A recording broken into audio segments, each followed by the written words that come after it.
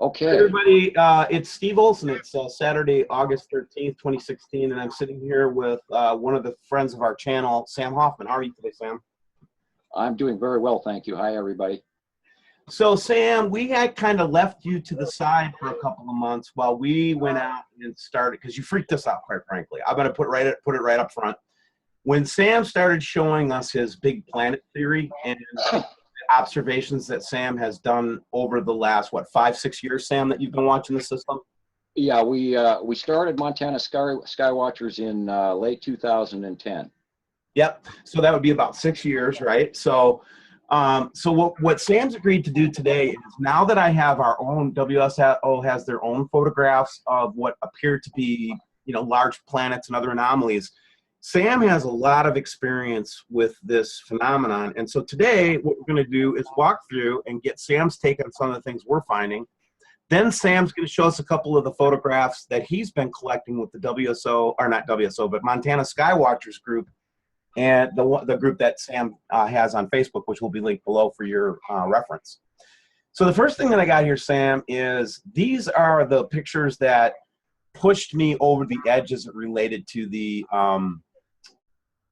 Nemesis / Marduk / Hercules phenomenon, okay?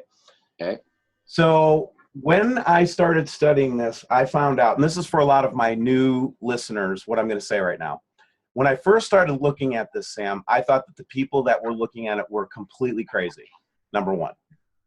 Okay. When I first heard of it, I thought it was just another, like another one of those Mandela effect type things or whatever. You know what I mean? One of those things that kind of just go around, right? I was just discussing that online. Yeah. So I go and and again, I'll keep it off me. I'll get it on you here in just a second, but I want to set this up. So I come to find out that there's a solar system that has been interacting with our solar system around May of last year. So then I started doing research, and basically the shills and the trolls convinced me not to look at it anymore. I was like, the shills and trolls got me off of it. I was just like, I'm going to ignore this, go back to work, go back to my nice 9-to-5 life, forget all about it. Until December rolled around and I saw this picture. This picture threw me right off the edge. This is South Pole, Australian, our Antarctic division. Maybe you've seen pictures from here before, Sam. Oh, yeah. Can you see this? Yes, I can. So I look up, and this is basically a camera that's meant to look at the clouds in the South Pole. And basically, when you look up, I see this big object with a ring and a dot in the middle and what looks to be an artificial triangle. And we've eliminated that this is any of the camera guts. We did a huge study on the camera. Can you comment on this for us, Sam? What do you think we're seeing here? Okay, well, let's see. First of all, it was from the turn of the year, 2000. Yeah. January 2016. This is where it was the slam dunk. When I saw this, I said, this is not right. Okay, well, at that time, Nepesity and Isatum were in that area. Now, likely what you have here is the red halo from a backlighting, and the blue area inside is the dark side showing towards us of Isatum. Now, the white dot is most likely one of the Isatum's moons. Now, there's debate going on that we know for sure that there's one, and it's a very large yellow one, and that's the one that does the ion burn-off around the planet Isatum to create what everybody believes is winged Nibiru, but it's not. It's winged Isatum, one of the smaller of the Anno Domini planets. Anno Domini meaning the cross. Actually, Anno Domini means year of our Lord. But anyway, they refer to it that because it exists in a cross-like pattern along with the larger Titans. Gotcha. You also likely have on the dot to the right is probably some illumination of Nepesity itself, because Nepesity is believed to be, it's the green planet with all the dots on it and volcanic activity. Now, this volcanic activity is very bright and very dotted across the planet. So, and that looks right about where they were at that time. Okay. And then one of the other things I wanted to show you was some of these types of pictures. Now, do you see this one? This one I think you actually saw. This is the one from Sao Paulo, I think. What's the date of capture? 3/3/2016. 3/3/2016. Okay, that would be at 2 in front of Uri.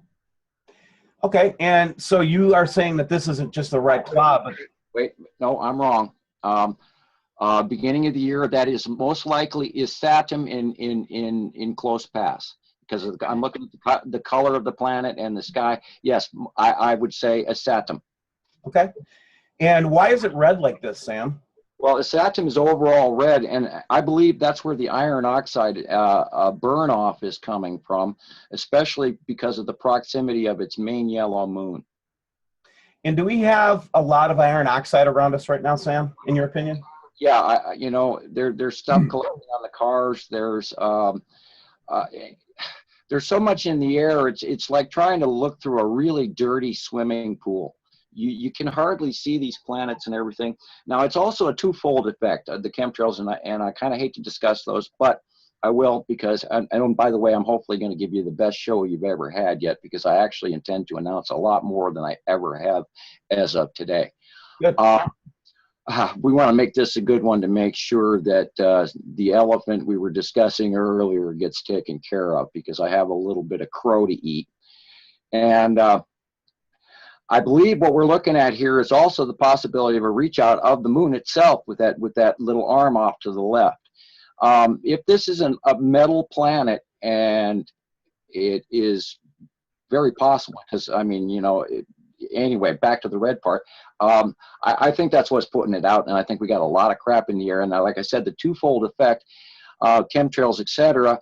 Chemtrails block the extra amounts of sun coming in, because we know that there's 2 of them out there. Now, well, my paper proved that back in 1980. And we also have hundreds and hundreds and hundreds and hundreds of pictures of the 2 suns originally in 2011 and 2012 when the second sun arrived. Now, we can't really say second sun arrived. What I have to say is that our solar system intermixed with the larger other half of our binary solar system. This is not a strange solar system that is not attached to us. It's not coming in by itself every once in a while. We are completely bound to this, always have been, always will be. We have 2 solar systems linked together in a chemistry equation that makes us that which we are. Now, a lot of people don't understand the role of Hercubus or Nemesis or Nibiru. It is the center object, and it is so massive that it literally takes up what we would consider from here to Jupiter. Okay, and that's a lot of miles. It's approximate, I believe, the distance from the sun to Jupiter is about 75 million miles. It's not accurate, but that's about an approximation. Anyway, go ahead. Oh, no. I was just going to show you another one. Again, I'm just pulling some of the better photographs that we've seen over the last 6 months, Sam, and I just want to get your reaction to this one here. That's the Saturn. You can tell because of the shadowing up on the upper right-hand side and the top. We have hundreds of pictures of that, and that is 100% is Saturn. Okay, now here's a question that I get all the time whenever I broach the fact that the planets are this close, or at least close enough for us to be this visible, okay? Okay. Number one, they will come at me and say, there should be all types of planetary chaos going on if you're truly that close to a planet. Thoughts? Right. Well, for those of you who have ever read Velikovsky, Worlds in Collision, I read the book when it came out in the 70s.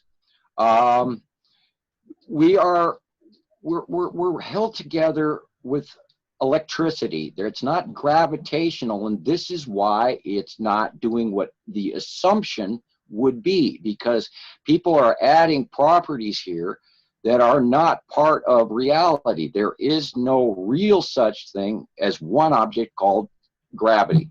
It's a codependent scenario. It's centrifugal force that keeps us on the Earth and electrical thread attachment. We're attached to the Earth because we're electric and we're similar and we're born of it, so we have similar electric properties. Were the Earth to stall, we would be lighter. We wouldn't float away. You know, proof of that, and I would discuss this before, if there was a gravity well that as Einstein proposed, and he was wrong, then when the astronauts were being spaceship, they would, and you know, flying around wherever out there, and whatever direction the sun was on, they would be automatically pasted to the side of their spacecraft, because that gravity well would exist and affect them in space as well, period. And it's not, it's two separate forces. And if you want to call it gravity, you can, but it's actually two separate forces at work here. Now, the planets rotate opposite of each other. They come into each other. They don't collide. They electrically repel each other. And we have an example of that in the burn off of half of Mars. Yeah, talk about that a little bit. What happened with Mars, in your opinion, Sam? Okay, in my opinion, when the management change occurred, now I'm not sure of the dates on this, when the management of the ownership of our region of space changed, some other components were introduced. And this is, of course, where it boils down to where they start talking about Venus was brought in, and planet Titan broke up, and that's what created the Kuiper belt, and Earth is part of what's left of planet Titan and all of that. Now, I don't have all those facts, but I have a good portion of this information. I believe that when the breakup did occur, if it did occur, that an object of large size or a large positively charged body, meaning something with a living core, a rotating magma core, passed at extreme close pass and probably burned off a good portion of its atmosphere by a minor collision. Now, I'm saying minor collision because they don't necessarily bump into each other. It's like me putting my finger on the tabletop. Even though there's vast distances between atoms, we cannot intermix with a differently charged electrical body, which is why I can't reach into the table or through glass and whatever, because my electricity is different than that. And then if you were to look at it on a subatomic basis, you would see a little lightning storm between these two objects trying to touch each other, and they're pushed away. Now, if it was a negative body, like an asteroid coming in at a funky angle that doesn't have this electrical charge, well, then they can pierce into our atmosphere, et cetera, or skip off the top of it and be buffered and then sink once the slowdown happens or whatever. Do you follow me so far? I do, and in fact, let me try to slow this down just a little bit. So one of the things that I see personally, and a lot of my viewers see, is it almost looks like we're looking at the bottom of a planet, you know, and you look up in the sky and it looks like you're just seeing the touching of the bottom of a planet on our atmosphere. Right. And I've often suspected that might be the phenomenon you're talking about, right? Everybody calls a punch cloud, yeah. Okay, punch clouds, thank you, yeah. I have, oh God, 50 pictures of punch clouds, and we first noticed it in 2010 when Saru was first coming in, because Saru has a very large open southern pole. Now, I can't say southern pole, let's say atmospheric pole reacting towards us. It's this massively open thing, and it's reacted in numerous times in this illumination of this whole bottom of Saru. And I've got many pictures showing Saru passing close and actually discharging against Earth to shove itself away. And Earth, of course, pushes it away as well. White lightning versus purple lightning. The purple lightning from above is what finished my paper for me. Once I started thinking about the purple lightning and the fact that we never ever had purple lightning before, it's more of a plasma scenario, and it's also the repulsive force coming off of the larger moving body, exactly like they do in subatomic structure. So the reason that the lightning is purple is because it's actually not a difference of potential attracting, it's the difference of potential opposing. It's repulsion, yes. All right, so here's a picture that you like. Now, everybody, if you go to Montana Skywatcher and become a member, Sam will do a picture. This is misstated, by the way. This should be 8/12/16. But Sam will do a hand drawing every month or so, right, Sam? And put it up on your I'm sorry. I'm doing them about every 2 weeks. When I start to see more information of a change, like here's an example where you see Isatum is just underneath my cute little yellow star there, which people sometimes don't understand is the star, our sun. Isatum in the last 2 weeks has moved from behind Nepesity. It was visible, 3/4 visible, and has actually crossed to the right of the sun like all the other planets, including Nibiru, which is, according to this picture, up to the far right and behind Saru. It is larger than Saru, but we can't see it because Saru fills the upper part of the sky, and Nibiru and the blue Tool star is behind her. Got it. All right, so a lot of information, guys. You might have to go back and stop it and think about it and look at it again. But Sam, like I said, Sam's been studying this for a long time, you guys. And while Sam and I might not theologically be 100% aligned, one of the things that I have appreciated about Sam is his open-mindedness to other points of view. And he's got a point of view which he shared with me. But what I'm really interested in is the study that you've done around this, because here, Isatum and Atu, let me show you a picture that I think that will help my audience. This is a more recent picture, not this one. That's a beauty. I love that one. I'll get to it here in just a second. Ah, nice stuff. Oh yeah, and you know, it's just like I've gotten to be kind of like you lately. It's like the more that you do, the more that you get, you know? Yep. So this then, according to your diagram, would be Atu, right? No, that's Isatum crossing. Now, depending on, okay, I'm going to check the date, August 10th. Yeah. That has to be, now placement. This is from Alaska too, Sam, so you know where we are in the globe. Right. I was just about to say that. Placement of where the planets are versus above the sun or below the sun or beside the sun or in front of the sun has a lot to do with where you are on the planet. That is exactly, that's got to be Isatum crossing over, because if you look at the picture to the left, right next to Isatum, yeah, there is a dark area, and that is Nepesity coming in. So it's in this alignment right here that we see. Right. There's a prior picture drawing that I have to that. That's the one about, maybe a month before that. And we're looking at, okay, we're looking at August 10th. But yeah, okay, that's the crossover of Isatum. Interesting. So again, the names of these planets, you might say, hey, Steve, where do you get the name? Where did Sam get the name for these planets? I think that's a good question real quick. Well, in the mid-'80s, and a lot of you, and boy, here we go. In the mid-'80s, I had the opportunity to watch one of these massive triangular crafts fly over me and 3 of my friends at night when we were camping in the mountains. Okay. Oh, and also while I'm looking at your picture, if you look on the right-hand side of the cutoff of the sun, you see a purple thing below it, right where your cursor is, a little farther over. Move your arrow, move, keep going. Right there, that's Atu. And above that is striped Uri, just like the drawing. And that's cutting off the sun. And that's where a lot of this focal flaring is coming from. So this is Uri that's blocking the sun here then. Right, and if you look at the drawing, it's behind purple Atu. Okay, back to the story.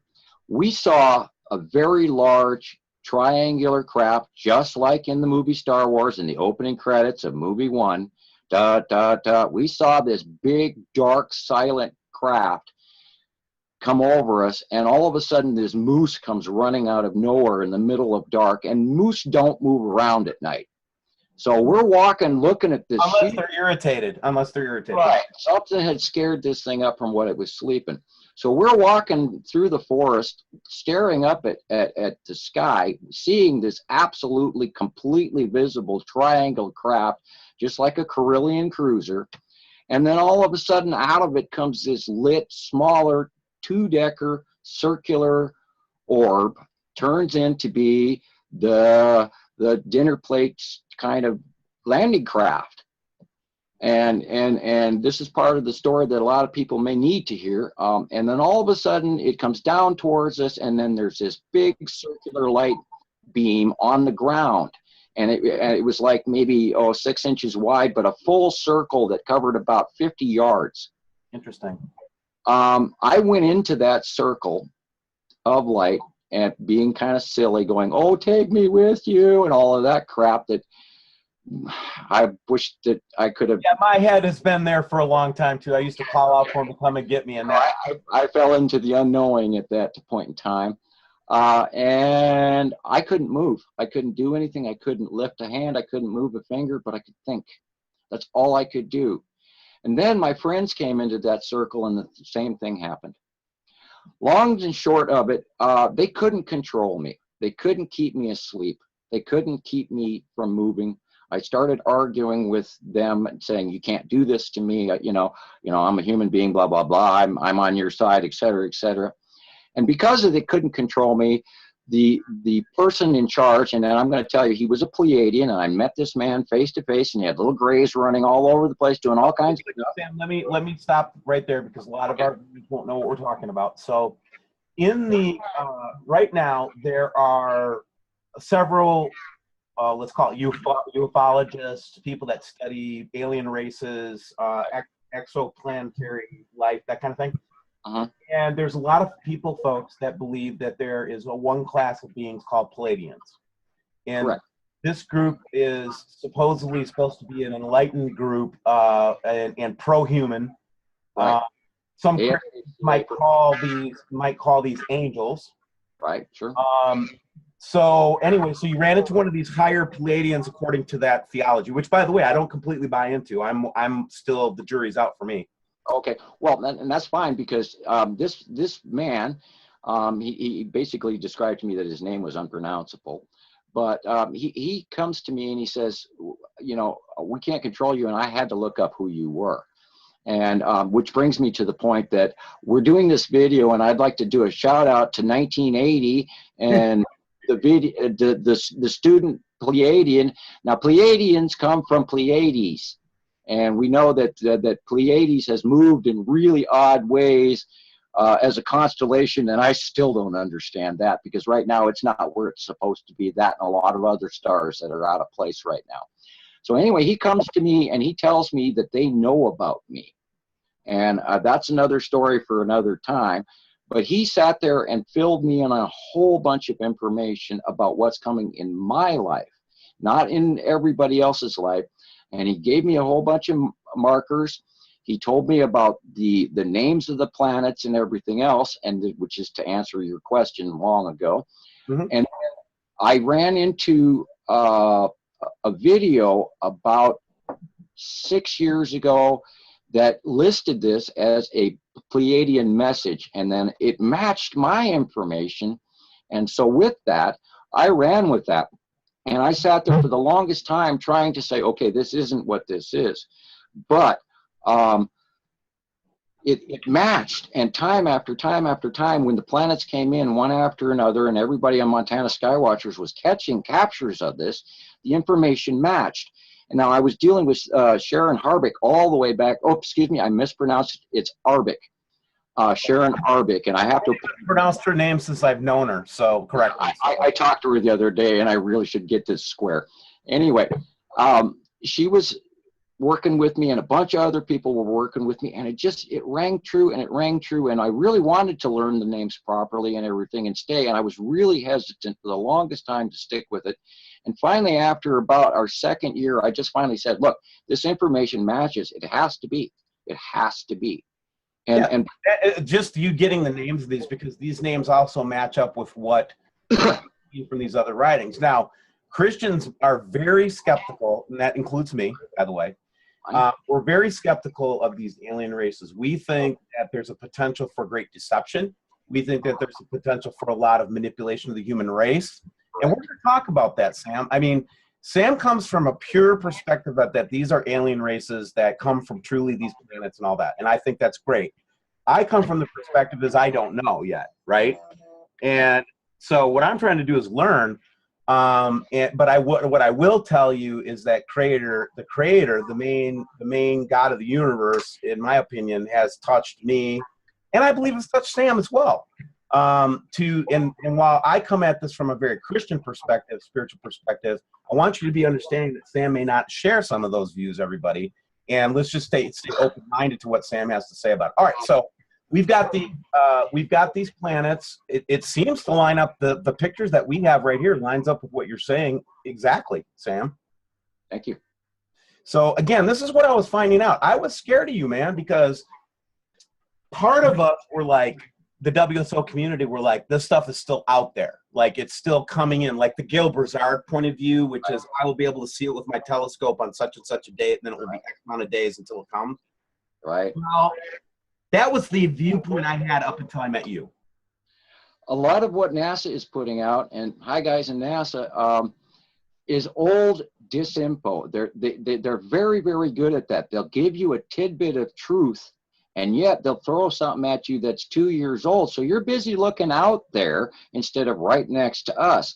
And as long as they can keep that suspension of disbelief going, everybody out there is going to start panning out by the truckload all this disinformation. And then everyone will be so confused, and then they'll start infighting, which is exactly what we're seeing going on again, our wave 11 of newbies, pardon the expression. There's so much infighting going on that no one's actually getting any work done, and or should be working together. And that's today's a great example. You know, Sam and I have our own gigs. You know, he does his ministry out in Montana. I do my ministry here in Wisconsin. We talk. But like I said, I've avoided Sam for a long time because I needed to come to grips with what you said to me, quite frankly. Thank you. I had to see it. I had to see it with my own eyes, which I did, by the way. I want to talk about that cluster group because that's the part that I saw, Sam. Cluster group. I actually thought very clearly one day, even to the point where you've drawn it here. I saw that much detail. Right. What is that? What is that cluster group, Sam? Well, we've been watching it come in for over 3 years, and of course I've got to go. You know, thank you, Sharon Arbic, because she gets some of the best captures in Illinois. And I've got most of her pictures put aside, and she's my almost literally best source of information, as well as a lady over in the Mediterranean area named Inel Perez. She's phenomenal, gets some really fantastic work. I mean, these people are doing me. They're doing everything I have ever needed to, which is also part of the basic background I think that maybe we've missed is these people are all talking about, okay, I need a credible source of information. I've got the ISS cameras. I've got, you know, this Skycam shot. Another really good one is like Grumpy Moose and all of this. Well, we did it with Montana Skywatchers because I couldn't get any real-time information back in 2010, 2011. So I formed this Montana Skywatchers so we could have real-time pictures from everyone around the world. That way we increased our number of live cams, quote unquote, to thousands rather than a few hundred. And everybody was getting these captures. And then we can compare from one side of the country to the other and say, hey, that cloud is the same. That can't be a cloud because it's not possible that a cloud in California is exactly like a cloud in Florida or New York State. And if they're the same, that is proof. People are all saying, well, how come I don't see a planet? Well, a lot of times these planets, they're enveloped in an ion cloud because of the reaction inside the Goldilocks zone. That's an area of space that Earth lives in that allows our chemistry equation to produce space water. Now, we, of course, have heard this coming from Suspicious Observer. Phenomenal teacher. I just wish, unfortunately, he was a little freer to talk because you can hear it in his voice. And there are things he wants to say, but doesn't dare. Anyway, I'll drop it there and let you go. Oh, no, that's great. And so speaking of that, speaking of how planets show up, and I want to take a picture that you shared with me. And thank you for identifying that planet for us. We'll come back to this here in a minute. That's why I'm here. I just have to find the picture here. Yeah, I've been doing this so long. Now, there's a really good one.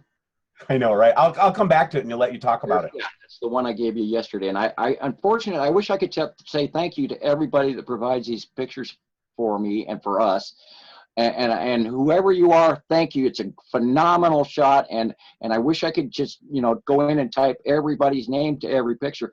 But I get so many a day, I can't keep up with it all. I'm just saying, if people do get frustrated with us as researchers, Sam, what I don't think they realize is we don't have 50 people going through photographs for us. I mean, the only way I can do the photographic analysis is myself. That's it. And I know you're the same way. I don't trust anybody else doing the analysis. Yeah, and none of that. I've tried to teach so many people. Now, there are a lot of people that have gotten this, but there's also a lot of people, And I'm particularly arguing with a couple of them right now that if you're going to take my information, would you please tag it properly? And if you don't know, don't guess, because you're confusing all of those new people out there that are really seriously trying to learn.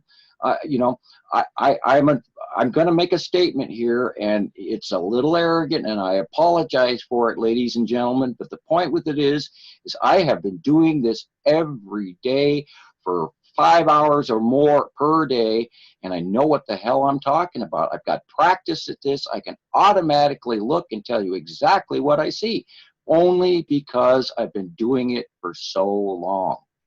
Well, thank you for saying that, Sam. That's one of the reasons, like I said, your knowledge scares us a little bit, right? I mean, so I wouldn't be, I just got interrupted there. I wouldn't be, you know, again, I wouldn't be talking to you if I didn't think there was valuable information here and that you would be a good source. But in this particular picture, it seems like the sun is actually casting its light backwards on Nemesis. Is that what we're seeing? That is what we're seeing. We've also seen recently in crop circles a lot of large, the full dimensional circle with 2 smaller circles inside. And then there's been a bunch of, I'm going to turn my camera on here again because I accidentally just clicked it off. No worries. There's been a bunch of little fingers coming off the center part of the circle. And I believe that to be like a wake push of the coronal mass material heading our direction, which could account for a good portion of our heat wave that's going on the planet. Oh, okay. Speaking of that, Sam, I think that we will talk many more times. We'll share more about your knowledge of the system and everything like that. One of the things I get a lot of, though, is what's going to happen. What is the scenario that you think is going to kind of unfold? I'm not asking for dates or times. I hate that. I think that's what I think is smart, though, is to tell us what we might expect. I've recently been doing a very great deal of research in the cycle history, 3,654 to 3,680, 90, 3,700 years. Back in 1600 BC and 1700 BC, the Mycenaean era came to an end due to what they are reporting as locally changing Earth climate changes, followed by mass volcanoes, mass earthquakes, mass everything else. Now, the recorded history, of course, comes from Homer and the Iliad and the Odyssey and the discussions of Pythagoras and Plato and the sinking of Atlantis. And that is right in the same cycle period. And if you also look back at Exodus of Noah, that one of the plagues was millions of 75-pound flaming meteors coming in and landing. Now, I believe that this material from the object cluster group, even if it does not hit us, is dragging thousands and thousands and thousands of things of debris behind it. Now, it's very likely, and I think we've already started seeing this in the last 3 months, where these fireballs that come across the sky. There was a report in, I believe, early April, in Los Angeles, that this red object, which could be the mainly, I don't know if it's a red or blue or green, but we're getting many pictures of this red, blue, green triad group, plus a whole bunch of debris that goes all the way across the sky and just keeps burning and does not stop. It does not land or crash. It just goes through. And the sighting in LA in April was literally from one end of the sky all the way to the other. And that's when I knew that it's orbiting, the group is orbiting basically under Saru, but I think because of planetary proximity, where Nepesity and Isatum, they orbit on the left-hand side in a rotational pattern by themselves, and Uri and Atu rotate underneath Saru on the right-hand side of her. And of course, we saw that Saru's green moon, which I still am not fully convinced of what that is. That could even be Amel Saru, which is Nibiru's major moon. We actually been capturing that from the UK, and you'll see that in a video. I'm convinced it's a moon too. It drops right after sunset in the UK to the left of the sun, and it just drops down like a rock. Now, when Saru comes in for close pass, it's a sky pillar from one end of the sky to the other. And now everybody's seeing this little yellow horizon followed by this blue and cloudy sort of stuff up above that. Look for a dividing line and look for a round, because that whole area is an entirely massive planet over the top of Earth from one end of the sky to the other. And I've got numerous pictures of that. Oh, and by the way, I don't mind if we make this a very, very long movie. I think video for folks out there, YouTube, Facebook, etc. I think the more several part video. This is going to be section 1 of probably a few sections. Whatever you got to do, because we've got. There's no way we can get all the information that Sam into one session. First of all, let's just not even go there. You and I could do 5 hours and not even blink. I know. Well, you and I. So, a couple of the sat photos I wanted to show you to illustrate what Sam might be talking about here. So, here I actually found a picture from 12/28/2015, and we actually still see this in the Core 2 images sometimes. These large cloud structures or whatever. Are these one of the planets, Sam? Yeah, it has to be. Look at the round. Look at also the crescent lighting at the edge toward the sun, and then it fades away into nothingness. Now remember, we're seeing the dark sides of these planets. There's also probably one hooked up above there, and we could probably call that one the Imperial Orb, just above it next to the sun there. Yeah. Yeah, well, I've heard a lot of stuff about this. In fact, I had people like BP Earthwatch and others like slamming me because I said that's not supposed to be there. Well, God, are we going to throw this out here? Yeah, what is that? Let's do that. Does everybody remember the Norway spiral? I hope so. Everybody's talking about CERN. I hate to talk about this sort of stuff over the air, but I'm going to, sometimes a little risk is involved in something serious, important matter. No, okay, Sam, not everybody's going to agree with you, okay? Okay, they don't have to. Tell us what you've learned about this object. Okay, when we saw the Norway spiral, now I'm into physics, and I'm very good at physics. I'm a theoretical physicist at heart. And I'm also published, but you can't see it because it's still classified. But we saw this object come out of the Norway spiral. We started capturing it immediately afterwards, where everybody started screaming, "What's that black dot in front of the sun?" And, "Oh, it's a lens fail. Oh, it's a lens fail." And we debated that for, oh God, a year. And the problem was it wasn't always there. And then we started seeing it in different locations, and then we saw 2 of them. And then before you know it, I was out in my yard on numerous occasions, and one day out of the clouds, this round object stopped, dropped out of the clouds, turned its little central black dot toward me, which states that this thing is being driven, because if something stops and changes directions, it's being driven. And then it turned on its blue center light. I almost peed my pants. So you're saying this is an artificially manipulated object? Yes, and I know what it is and why it is, but I will leave that information for people. Yeah, let's save that for the future. But just planting the thought that, so there has been, and again, oh, I do have to show you. I'm sorry, I have to show you this one, Sam. I'm sorry. Go ahead. It's an example of what I'm talking about. Okay. Just had a picture of it to the left there, off on your. Go back. Remove that picture. Yep. Well, it was just over here on the left-hand side of what you had up. That wiped through. It was a sun picture with a moving angled.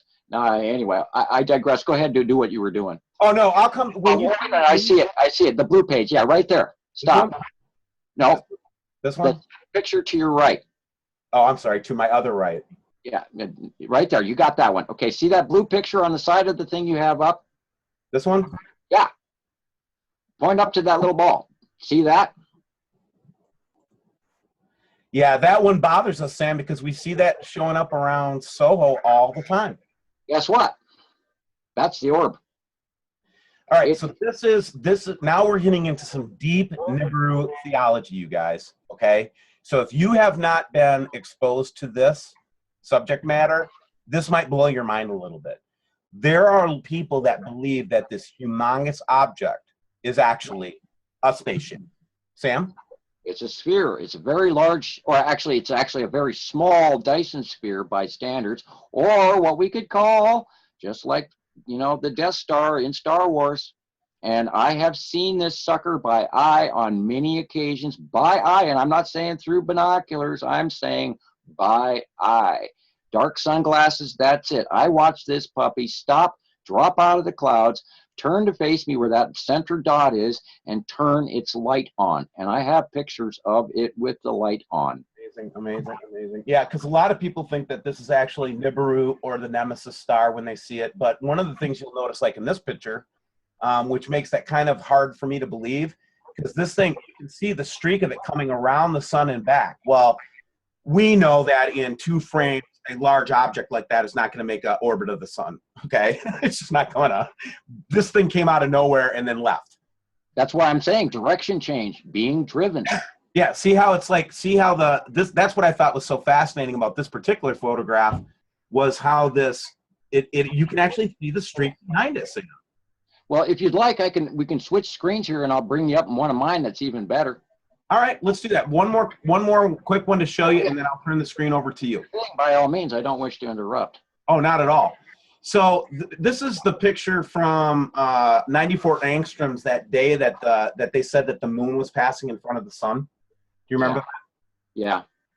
So my theory was, okay, this could just be a simple occlusion pass by the moon between SDO and the sun, and just a very simple thing, right? That's explanation number 1. That's the one that NASA told us. Explanation number 2 is, I don't think that they foresaw in the transit that the sun was actually going to X-ray it. Well, I'm torn because I'm looking at this and saying, is this an artificial spacecraft that I'm looking at? Everybody was arguing about this triangle with the cutoff and why can we see through it. What if, now, I'm tempted to tell you it's a Saturn crossing the sun.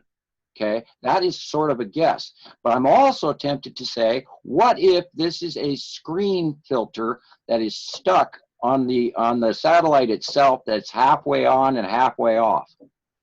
Well, okay, I would be okay with that if that's what they tell me. But what NASA says is that this is the moon transiting. So if that's the explanation, to me, that's a better explanation than this one, right? Well, let's go back to the actual transit of Mercury issue. If you go back through the actual documented dates of the transit of Mercury, not the last one, but the one before that, according to NASA, is not on the dates. It should not have happened, period. I believe that the transit of Mercury, and when we saw it, it was this pencil-sized little dot when the actual transit of Mercury and Venus and all of that. They're small, small, small, small. In order for a body to be that big, it's got to be a damn big planet. And Saturn is big. It's bigger than Attu, and it's a little smaller than Uri. And Uri's a Titan, gas giant. So anyway, I just wanted to get your take on this. So my theory on this, I'm still torn on this one. I would love to. I've had so many debates on this one, and it's an interesting conversation. It did see the thing I do like about this, and what happened with it. I made a mistake by coming out and just freaking out about it the first day, because I just flipped. I did. So I was like, excuse my language. Well, hey, as I settled down. We've all got to have a crow sandwich from time to time. I have made some boo-boos myself in the past where I've ended up going, oh God, let me spend the next 3 days printing retractions. I've done it. It happens. Yeah, and it's not because I'm trying to be dishonest. I'm trying. I get excited as a researcher, find something, and I'll just get overly excited. And in this case, though, I still am working on the theory that we X-rayed something. I'm guilty of that on occasion as well. I get excited and slap something up and say something, then go, whoops, boy, did I just screw up? Because I know better than that. I've been doing this so long, I've learned that I cannot, and I normally always did that. I could not put something up until I really know what the hell I'm talking about. Hello, double crescent flare. Yeah, what is that? Oh boy, okay, what's date of capture? I don't know. That's the problem on this one is I don't know the data capture. Okay, it could be, it appears to be a crescent flare, but inside of it I see a rounded object, and it could likely be the object cluster group, which is being illuminated via location when it drops at the angle underneath Ceru and a couple of the other planets, depending on location. The light angle of the sun can hit it. Now, the illumination cloud can be bigger because there's a lot of debris along with this, and we've seen rainbow effect, and we've seen all sorts of stuff, even a few what look like angel dancing crescent flares as the orbiting group would come around the side of Ceru or around the side of Nepacity, and that was happening early transition of this year, where that was down there on the underneath of Ceru. But recently it has come farther over and dropped in horizontal level, which tells me this object group is getting closer and closer and closer and bigger and bigger and bigger. And we need to focus on this. We need to pay attention. I'm not going to say, oh my God, the sky is falling handy penny, but I'm saying we need to focus on what if. Yeah, that's interesting. So thank you, Sam. So this particular cluster group in May, June, I think I saw it go directly over my head. Yep, saw it the other night with my kids. Okay, so that's what that was. I absolutely saw it, Sam. And what they do to try to hide it is they'll put parallel chemtrails along the track of it so you can't see. And here's the big thing I get trolled on all the time. There are no clouds in space, Sam. Oh my God! Clouds in space. How can there not be? Where did all the water on planet Earth come from? When, you know, the Cretaceous period and well, back and back and back. Where'd all that water come from? So are you thinking that this object cluster has H2O in it is one of the elements? I'm thinking what it is a combination. Now, let's say, for instance, you have the opportunity, let's go down into chemistry. Okay. Water is H2O, 2 molecules of oxygen attached to 1 hydrogen molecule. Okay, when you have electrical interaction between planets, that is an acceleration of these ionization. Okay, particles transition and trade places depending on shell structure, availability, and compatibility of the missing item, and sometimes conjunction to a compound. When you get different ads, you have compounds develop. So we increase the hydrogen exists in space in quantity, mass quantity. So you add electricity to that hydrogen molecule, and if you add the opportunity for 2 oxygen molecules to link up, say for instance drag off of some of the Earth's atmosphere, then those oxygen molecules have to go somewhere in that gaseous form. Space is not a void. It is not just empty nothing. It is gas out there. It is a liquid gas, and it grabs particles and ions and starts constructing the building blocks of what it can be due to that extra electricity. And then it starts grabbing water. And water is one of the basic building blocks. It's like step 3. And then all of a sudden, you've got a chemistry compound that exists, and it has mass, and it has positive charge. It's one of the few positively ionized charged things in existence. Plasma and water are the only, and gold, excuse me, the only compounds that exist out in space that are positively charged, other than planets and suns, etc., and quasars and blah blah blah blah.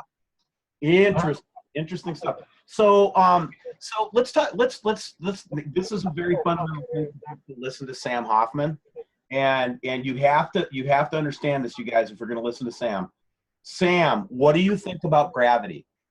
Well, we've talked about that. Gravity is not what we are working with. You're not saying it's not existent. I want to make that first point. You know that gravity. Go ahead. I'm going to say it's 2 separate properties working in unison. And okay, I'm going to admit a little bit here. When I spoke to the scientists at Langley, and they know who they are, when I was giving them my little speech the first time, they wanted to know what the heck I was talking about after I wrote my paper, and my professor turned it into the Scientific American in 1979/80. I gained the interest of the U.S. government. They screamed at me to my face, nose to nose, with a certain doctor who I could mention, but I'm not going to today. We can have that on another show. Yep. Nose to nose, this man was screaming at me because I was messing with his reality of science. Just like if you mess with somebody's religion, they're going to get mad at you. Well, you mess with my religion. I'm mad at you still, so keep going. Okay, well, I'm not messing with your religion. I'm going to add to it. Okay, I'm with you. Let's keep going. Much bigger picture. Anyway, nose to nose with this major scientist, and he was going, how dare you think that you're smarter than Newton and Einstein? Well, it's not a question of smarter than. It's a question of they got it wrong, and I'm right, and I'm proven right because I finished my paper with the purple lightning. I finished my paper through years and years and years and years of thinking and thought, and I knew then, and I know now, I am right. Yeah, and again, Sam, remember that this reset of our conversation together, right, is just the start. I don't want you to feel like you have to share everything in 1 minute, but you did notice this one, and I know you wanted to mention it before I turn the screen over to you. Did you want to talk to this? This is from Hawaii, by the way. I've stared at that many a time. I have a copy of this picture also. I have two of them now. I have one from the UK and one from Hawaii, but go ahead. What would you say if we said that is the backpedaling of plasma toward Nemesis with Isatum in the middle? So, like, if I imagine that there's something sitting right here, bigger, right here, right where you started was Isatum. See the little yellow moon on the bottom of it, right there. It's Isatum's yellow facial moon. So now, if you put Isatum in the middle of that, and maybe even now, if it's not going back to Nemesis, how about if it's going back to Atu and Uri? And this is like an ion drag off from Isatum itself, and it just happens to be refracting at this angle of the picture in front of the sun. Yeah, that's what I thought it was. I thought that this was a plasma drag, is what I thought it was. And being back illuminated, and that's why we see it. And this, by the way, this picture caused probably the most attention than any picture we've shown. Yeah, everybody freaks out. They go, oh, the winged planet, because a lot of people are unfortunately biased by some of the original misinformation that keeps popping out. And they're doing it regularly to throw stuff at us. There's a new report from scientists discovering a large body behind Mercury. I got it even yesterday. Neptune, Sam, Neptune. Oh, okay, Neptune, Mercury, they're right now currently actually really close to each other also. You know, and my immediate response was, yeah, when? Because they're famous for putting out old information to get you guys to go back to your telescopes and stare out into space rather than standing on your front porch and looking up. Let me give you a good example of that, Sam. I think this is one that we can all look at. Remember on Google Sky where they blacked out that one part of the sky where we thought that this system was coming from? Oh, I love it. Remember that? Yes, absolutely. So they left that thing blocked until July of last year. It was blocked for something like 6 years or something like that. And that picture, I think, was from 2007, that particular part of space, if I'm not mistaken. Correct. So then, to cause us all to freak out and start looking at those coordinates that they left us from, what would it be, 8 years ago, picture from 8 years ago, they take the blinder off, and everybody's like, there's Nibiru, there's where it is. Oh my God, everybody pointed their telescopes in that direction, nothing. They're giving you a piece of cheese to distract you from the whole wheel. And I think the greatest example of that, and Sam, we'll wrap up. I think what we'll do today, because this is going a little long, we'll wrap up. We'll set up another time for later in the week, like Thursday or Friday, and we'll do another session and get more into your pictures too, because you can't have these videos be too long because people won't watch the whole thing. So, so what I wanted to kind of end up here on is there's a lot of misinformation out there, guys, okay? Sam, even though Sam and I have very different points of view spiritually, we're growing from each other, we're learning from each other, but just because we don't see eye to eye doesn't mean that Sam and I can't work together. And that's kind of the thing that I had to get regrounded with, Sam, is just because we're different doesn't mean I can't work with you. Right.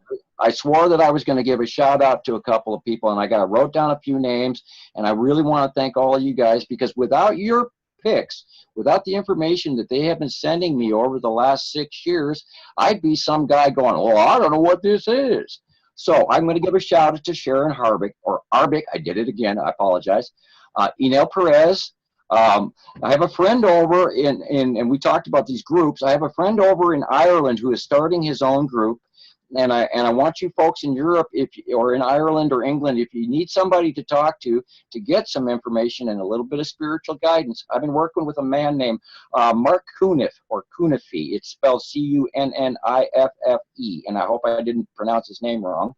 I'd like to thank David Lyle at Nibiru Ascending, and Rose Hargett in Florida. She's getting phenomenal captures of Atu and Yuri going over their area right now, and I believe that's what's responsible for the onshore nonstop centrally located storm where they're having flooding. I'd also like to thank Ray Witzik from WSO, Len Wood from WSO, and North Carolina Skywatch. Now, there's a whole bunch of people out there I have not mentioned, and I apologize for that, but I really want you to know that all of you guys are what make this work. The truth rock is rolling down the hill, and they can't stop it. It's out. I mean, we got to group together. We got to do it on Facebook. We got to do it on YouTube. We got to stick to the truth, and don't guess, please. Let's stick to what you know, and if you don't know, go and study a little bit more, because the information is available. Now, sorry to say, there are thousands of videos out there that are just basic garbage, and a lot of it is mixed in with hype, conjecture, and it's stacks upon stacks upon stacks, which is also what the physics world does with Einstein's theory and everybody else trying to balance these equations. If you stack too much misinformation on top of information, you're blind. And I don't want people blind. I'm doing this because I know the truth. I was sequestered for 30 years. I could not say a word to any of you people because they threatened to deport my family. And I have an older brother that has cerebral palsy, and I didn't want to send him to European medicine. And they threatened me, and I didn't even dare breathe a word until in 2010, my non-disclosure agreement ended with the U.S. government. Now, I'm putting myself a little bit of hot water over this, but I feel it's important enough to get this information out, and we have to tell the truth. You're being lied to. This is real. And I got people laughing at me all the time and making jokes and putting out bad movies about me and all sorts of other stuff. But the point with it is we do this because we care, not because we want to sell T-shirts, not because we want to be important or famous. We do this because we care. Otherwise, we'd have quit a long time ago. Oh, yes. This is a bitch of a gig, Sam. It's not an easy life that we're living here, brother. That's for sure. But thank you for coming on today. Oh, no, thank you for having me. Yeah, this is a great reset. And like I said, we'll either Thursday or Friday, we'll get back on another call together and we'll continue the discussion and look at some of your recent. Oh, look at you, sweetie. Again, Sam, I just don't believe that's really your child, but she's too good looking. That's Shiloh. This is Nova. And obviously this is good timing because the kids apparently need something anyway. All right. Well, hey, sweetie, it's nice to see you. This is the reason why I do this, because it's for our future and for our children. And this is the why all once in a while I can't say everything I'd like to say, because I'm trying to make sure that they're safe. So, folks, I got this on the grind, man. I'm doing this because this counts, not because I'm full of shit. Amen, brother. That's a good place to stop it. Good to talk to you today, my friend. And we'll keep this conversation